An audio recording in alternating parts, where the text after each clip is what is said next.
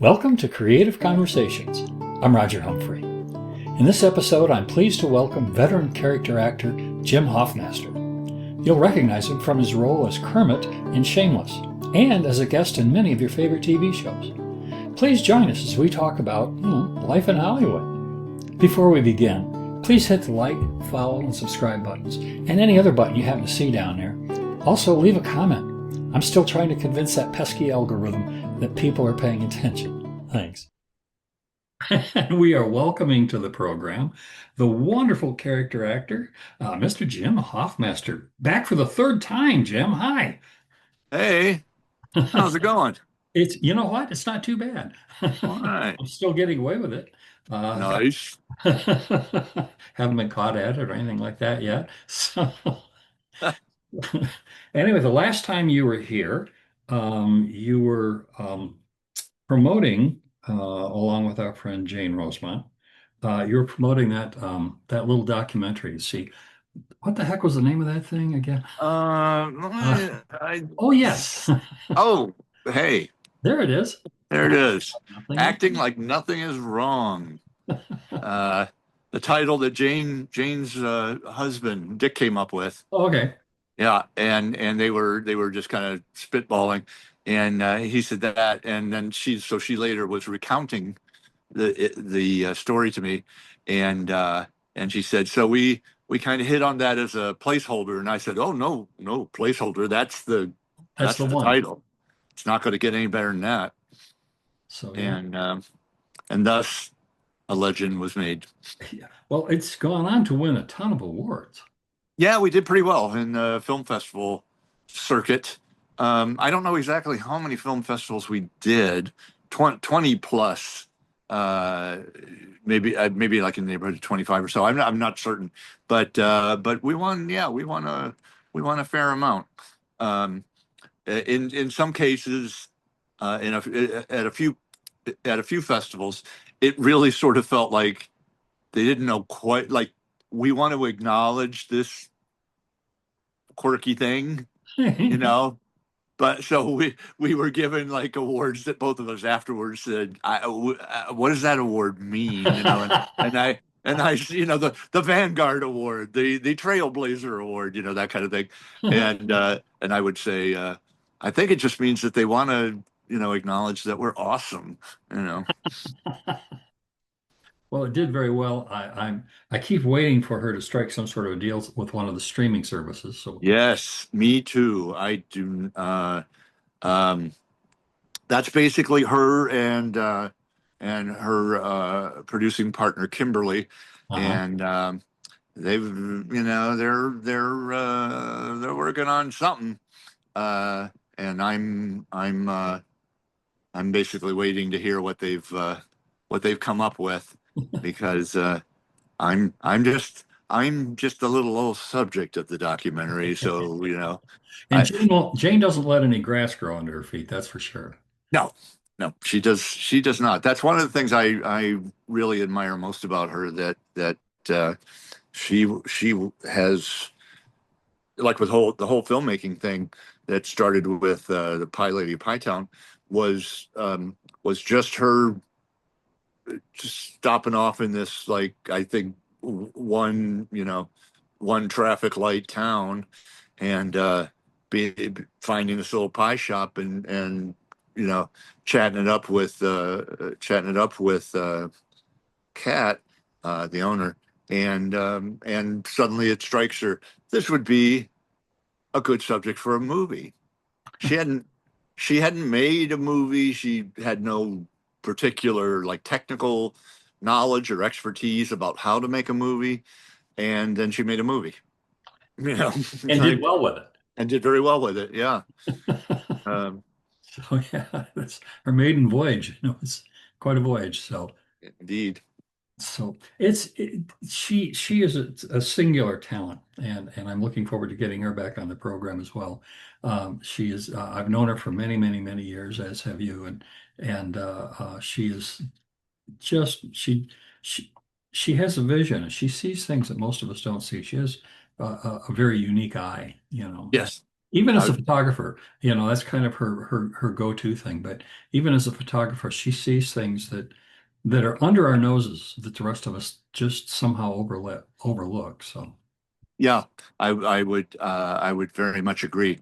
Um, oh, I was about to say something and I didn't know if I could say it or not. She's working on getting some showings oh, good. together. I guess I could say that much. Yeah, yeah. Uh, uh, which I'm very pleased. I'm very pleased about because I think, as I keep telling her, I think you're due in this last whatever fraction of your life this is. Uh, hopefully, I don't know, the last third or something.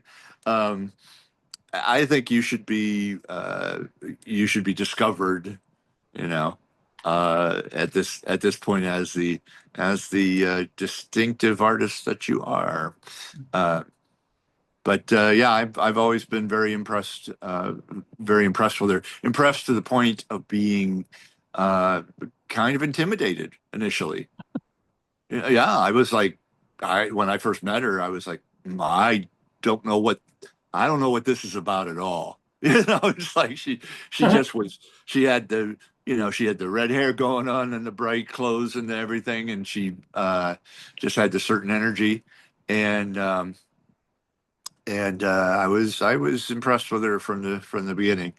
Now I almost see myself as a peer. I can't really call myself a capital A artist, but I'm like, she's an actual artist, and I feel like I'm artist adjacent. No, And I don't do either. I just talk about them. you do a little, you do some guitar. You're not, don't sell yourself short. So anyway, I hopefully that she is dutifully embarrassed by our talking about her this much. So Well, I hope so. That was the point on my end, of anyway. course, Yeah. yeah, absolutely. So so anyway, I think what precipitated my contacting you it totally was the fact that I had just briefly caught one of your commercials for Reese's. Uh, Ah, and it was just, sitting here watching television, kind of minding my own business, and all of a sudden it's like, Jim. And I was, oh. So that yeah. was that's good. That's fun. To be on this end of it, that's always fun. Well, my hope is uh, to give you that sense of fun way more often. You know, I've told people, I've told people my goal is to be nearly Ubiquitous? unavoidable on TV. Ubiquitous? Ubiquitous, yes. The word of the day is ubiquitous. No, I have not been ubiquitous so far, but it's still a dream. It's coming. It's coming. So anyway, so do you have upcoming projects that you can discuss? Well, I don't have anything upcoming. I have a couple. All I can say at this point is I have a couple things that are current. The Reese's commercial you talked about is still running, last I knew, and I am on Good American Family on Hulu in the role of a judge in episode 7. Um, Okay. I was kind of hoping I'd be the good judge, the smart judge, the wise judge. I'm not that judge. I'm a different. I make the wrong. Well, actually, maybe I shouldn't say in case you haven't watched it yet, imaginary audience. But it was fun to do, and it was my one thing that I thought was kind of interesting about it, because it hadn't happened with any other roles that I've done, is everybody was asking me on the day, how many judges have you played? Like Well, that's I'm, an interesting question. yeah, that I'm just the judge guy or something. And I said, this is number 2. Um, well, in a very very loose way, you could say 3 because on Shameless there was an episode where I married Frank and Sheila, 2 characters on the show, but I don't think it was official because he was unconscious.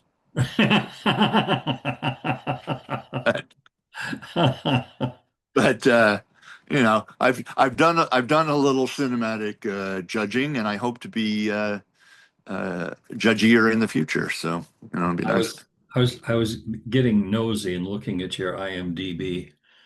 page, and there's a lot of stuff on there. You've done some work, my friend. It's yeah, it's been nice that because when I first came out here to LA back in 2001, um, you don't know, maybe something happens, maybe nothing happens, Right. and so of course, I don't know if you'll ever meet an actor who says, "Yep, I have just enough." Of Oh, work that I'm happy with or whatever. So, I think I'm always going to want a little more than I've got. But the fact is, I came out here, I stayed out here, and I've had I'm not Tom Hanks, but I have an IMDb page with stuff on it, and people sometimes approach me and say, "Hey, yeah, I know you, don't I? You're on the show." you're that Um, guy. you're that guy. Usually, I will say, usually they do know who I am from Shameless. On a couple of occasions, uh, to my chagrin, I've been confused for Brian Baumgartner, who plays um, God, what's his character's name? Kevin in The Office. Oh, And I was like, I'm not Brian Baumgartner. A larger fella, a follicular challenge. So, I guess I can see it, but I am not Kevin from The Office. I'm another guy. so Uh, I have my IMD page, and it has one entry, and that one oh, entry is about 15 years old. oh, It's yeah. been there a long time gathering dust. Well, mine, yeah, mine. Now I've been here long enough that I've got some fairly ancient credits. So it took me um, a couple. Well, I was about to say it took me a couple years. That's not strictly true. It took me a couple years to get in the union and start doing, union auditions and union stuff. Right. Before that, as I'm fond of telling people, I was doing the kind of things where they pay you, $50 in a cheese sandwich, you know, and sometimes you don't get the cheese sandwich, but um, and then so I kind of I paid my dues a little bit, did some extra work and non-union stuff and whatnot, and then uh, and then scratched and clawed my way to the middle of the pack. There you go. So I was thinking the other day, I've talked to people in other art forms as well, and thinking how things have changed in the last 25 years or so. Oh, yeah. I look today, for example, in your business, the streaming, that and all of these networks, whether it's Netflix or Hulu or whatever, that are producing that those outlets just didn't exist. So Yep. it seems like there's, and please correct me, from an outsider looking in, it seems like there are more opportunities for things to get put out there. Yeah, it would seem that way, wouldn't it?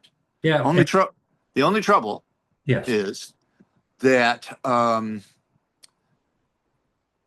well, we've had some big, some big disruptions with COVID, and then with Strikes. the strikes, um, and now the kind of the challenge of AI and whatnot, and most recently with the fact that in LA, where I'm operating, um, production has gone hither, gone elsewhere, Oh, is that right? because TV production is just, well, movies, at least for me, have never been have never really factored in very much. I've done a handful of auditions and a couple of low budget things, but it's never really been much of a thing. It's been almost all TV and commercials. And now it's just commercials because I couldn't tell you the last time I had a legit, TV TV thing because they're following the tax incentives, to any state that offers productions a break. And for some reason, we do not. I don't understand why exactly, but we're working on it, like the union and Yeah. so forth. Um, so yeah, and you're not the first person to say, boy, it seems like there's more stuff than ever to do. But by the time you whittle it down, it's like, yep, there's a bunch of things to do. And there's a bunch of things that are female roles that you're not going to get, and ethnic things you're not going to get, Sure. young person things you're not going to get, things that shoot elsewhere that you're not probably not going to get. I've had a few. It was nice when I booked Better Call Saul because I booked that from LA and they flew me out, and that was like uh,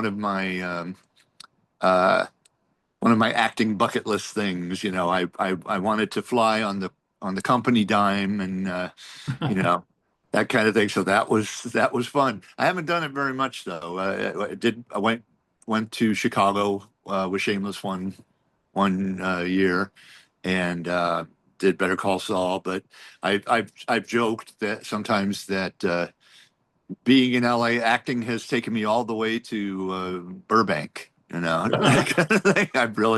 I'm really traveling around Greater LA. But Well, I know that Tyler Perry has his big operation in Atlanta now. yep, And Atlanta's a big. Yep, big Atlanta's big. city. And I know Toronto was a big city for a while. I don't know if it still is or not. They were doing a lot of, I think, like quote unquote New York City location stuff, but they were doing it in Yep, downtown Toronto, as I recall. yep.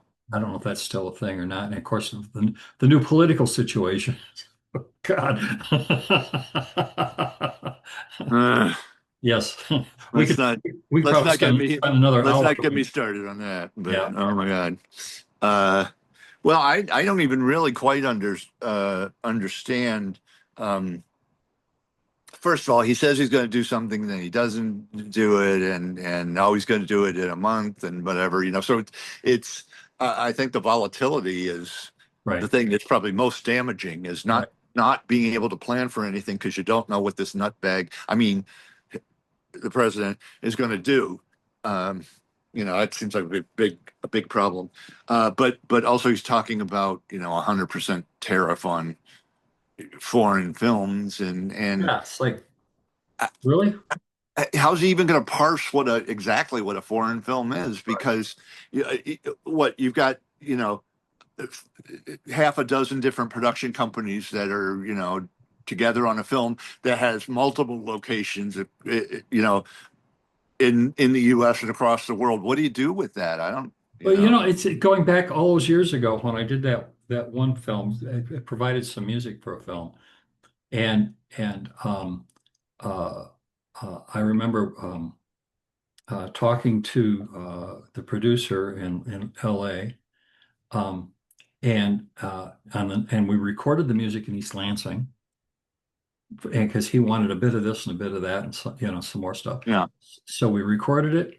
I emailed the files to him.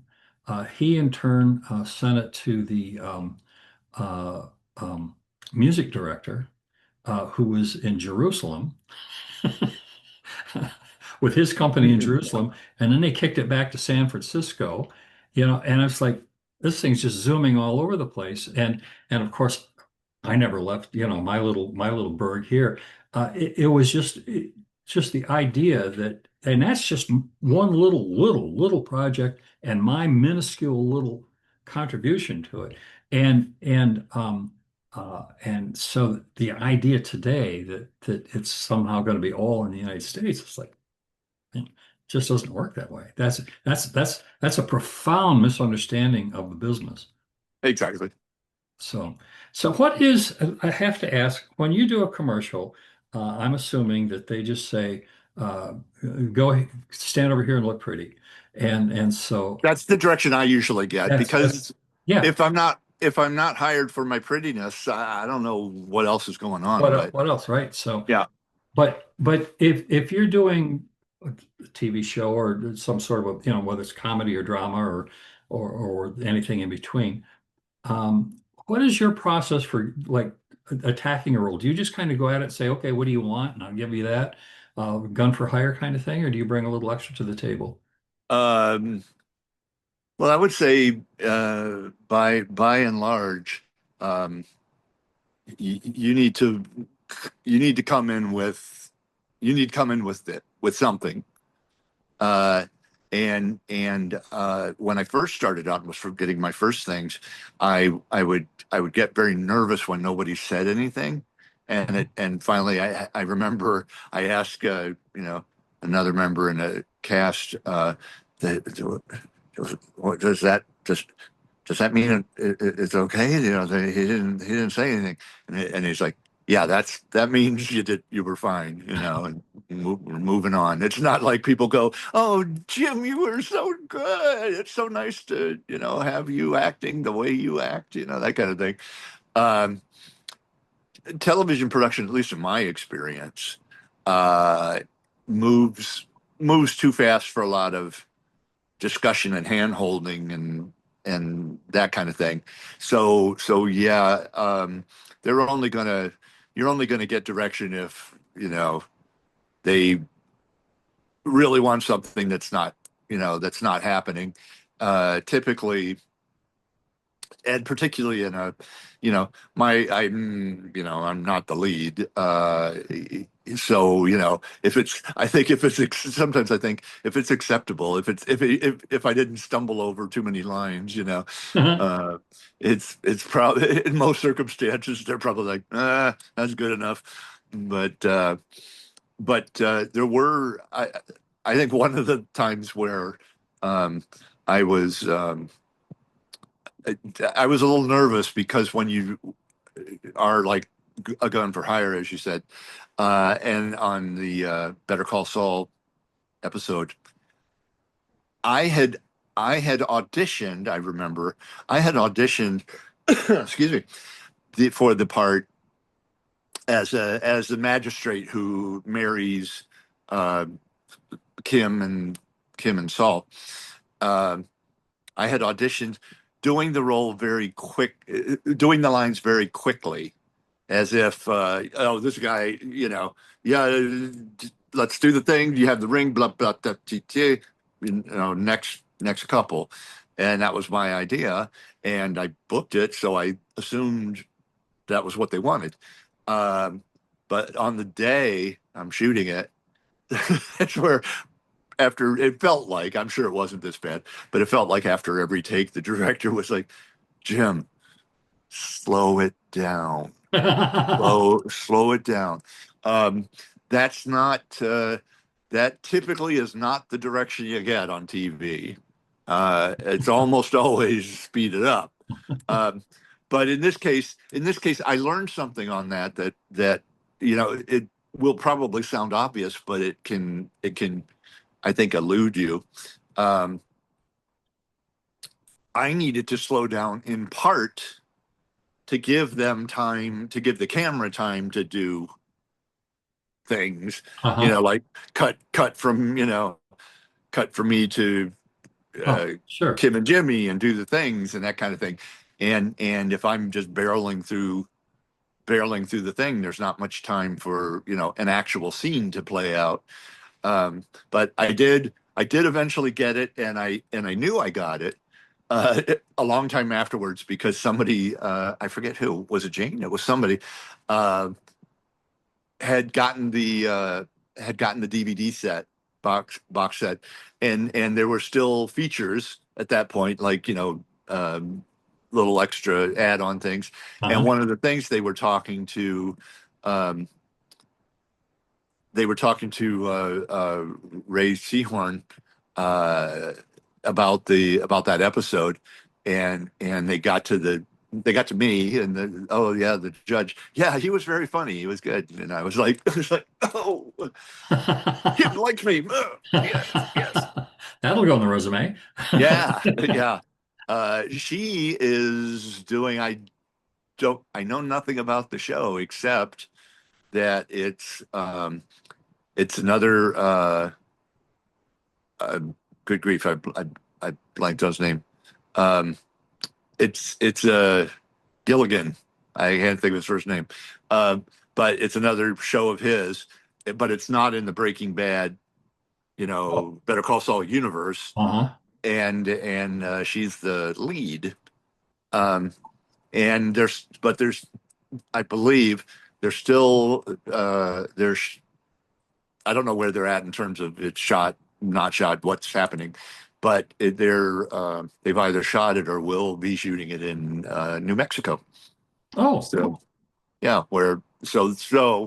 she she's last I knew anyway was still in New Mexico, and it'll be nice because I kind of wondered. I mean, I know there's other productions, other things come through and whatnot, but with no, Breaking Bad now, no Better Call Saul, I was kind of wondering how that studio in Albuquerque was gonna go. So good to know they have another show because I like that area because Jane's in Santa Fe, so I've okay. now been to New Mexico a couple times and to Albuquerque a few times, and it's a lovely area. So I also kind of wanted to get into Diaryland, your blog. Uh, I'm the I'm the last person, the very last person to have a blog, I think. Um, it was hot. I think it was hot about 25 years ago or so, but um, I started it years ago. One of the handful of things that a therapist suggested to me that actually stuck. Um, I should start writing a journal, and I did, and then just a short, I don't know, 20 years later or so, I saw somebody in a friend of mine had started a blog, and I did not blog. I didn't know what a blog was at that point, but I read it and I was kind of intrigued, and so I started. I went from my little private journal to Diaryland, and I've been doing it ever since. So I know I started writing a journal in 1980, and I don't remember exactly when I first uh, took it online, but at least a couple decades, and that's sometime in the 90s. Wow. So I've been doing it a long time. Okay, now number one, I enjoy it. Every time you post a new one, I always enjoy it. Oh, thank you. But I always get it through Facebook. Is there like a direct link to it that I can just like subscribe to it, or just wait? Should I just wait till you do the Facebook posting? Um, I mean, Facebook's fine with me. I just didn't know. yeah, for my Facebook friends, yeah, that's probably you know easiest rather than did he write something today or is he going to write something? Um, but what's the address? I'm just Jim515, and it's at diaryland.com, and my particular journal is just Jim515, I believe. And yeah, I talk about whatever, and Well, I think it's important for, I think anybody who thought they wanted to come to Hollywood, to does it? find out what the day-to-day grind is, just to kind of Yeah, to get the reality of it, because they'll see some pretty young thing who's like 21 years old, who just got a starring role in the movie and goes, well, follow your dreams and they will come true. It's like, really? that's that's mostly not the way it happens. Yes. And, Um, but yeah, if you're 17 and you hear that 21-year-old say that, you just don't know any better. And I think it's important that they understand that there's a lot of work, there's a lot of heartache, and yes, it can happen because it does.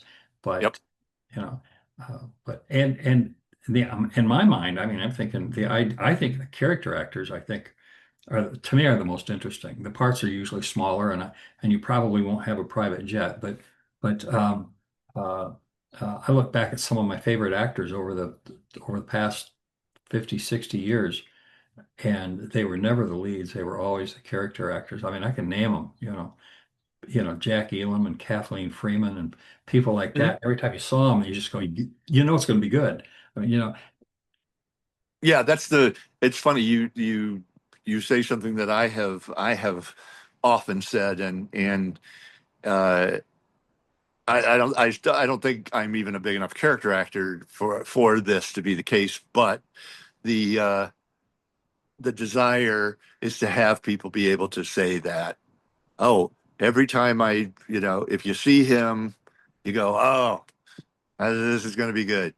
Um, yeah, and I do feel fortunate. It's just, the way things have rolled, and every actor has, you know, lesser shows and projects and such. You got to work, right, sure. but I'm pretty proud, looking over the things I've been involved in my small way.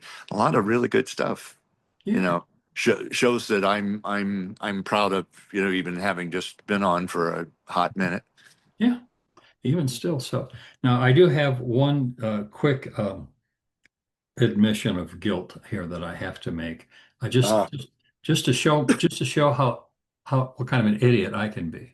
oh, I Okay. was good. I was looking around for my No, no, priest collar, no, no, no, no, no. All I'm going to do is just tell you that for a few weeks I kept scanning as I read your Facebook page, and I kept reading Diaryland as Dairyland. I I had a hard time initially. There is a Dairyland website, it turns out, uh, but nobody really writes journals on it. It's a whole different thing. Uh, but yeah, initially I would frequently mistype it as Dairyland, and So anyway, on that, I'm going to say our time is up, and I think I've embarrassed myself enough. Jim, thank you so much for taking the you time to do this. you I are welcome, sir. Thank you for having really me. appreciate it. It was fun catching up. It's been a while, so let's Yep. let's not wait so long the next time. Yeah, it's not. Thanks. See you later, Gator. See you. I want to thank Jim for coming on the show again. I always enjoy spending time with him, and I hope you do too. Don't forget to tell your friends to check out all of the episodes of Creative Conversations with Roger Humphrey. I'm sure they'll thank you. I know I do.